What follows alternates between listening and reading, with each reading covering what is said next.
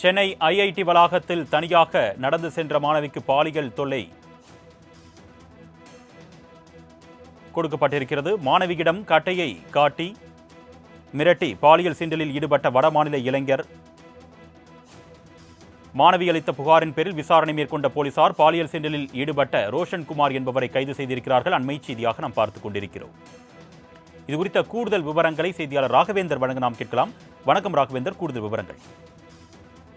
ஐஐடியில் படித்து வரும் 20 வயது மாணவி ஒருவர் நேற்று இரவு 7:30 மணி அளவில் தனியாக நடந்து கொண்டிருந்த போது ஒரு நபர் கையில் கட்டையை வைத்துக் கொண்டு இளம் பெண்ணின் முடியை பிடித்து இழுத்து பாலியல் தொல்லையில் ஈடுபட்டிருக்கிறார். பின் இளம் பெண் சத்தமிட்டு அங்கிருந்து தப்பி ஓடி ஐஐடி காவலர்கள் கூற பாலியல் சீண்டலில் ஈடுபட்ட நபர் தப்பி ஓடி இருக்கிறார். இந்த சம்பவம் குறித்து கோட்டூர்புரம் காவல் நிலையத்தில் அந்த பெண்ணின் சார்பாக புகார் அளிக்கப்பட்டது.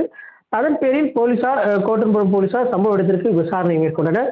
போலீசார் விசாரணையில் இளம் பெண்ணை கட்டையை காட்டி மிரட்டி முடியை பிடித்து இழுத்து பாலியல் சீண்டலில் ஈடுபட்ட நபர் ரோஷன்குமார் என்பது தெரிய வந்திருக்கிறது.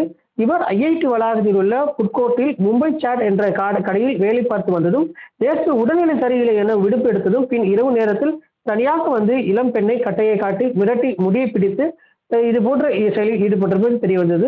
இதனையடுத்து ரோஷன்குமாரை தற்போது கோட்டூர்புரம் போலீசார் கைது செய்து விசாரணை மேற்கொண்டு வருகின்றனர். இது போன்ற சம்பவம் இது ஒன்றல்ல இரண்டல்ல, ஏற்கனவே இது போன்ற பல சம்பவம் ஐஐடி சம்பவத்தில் நடைபெற்று வருகிறது.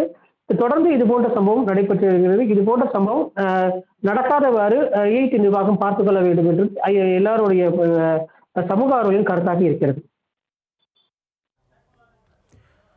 கூடுதல் விவரங்களுக்கு நன்றி ராகவேந்தர்.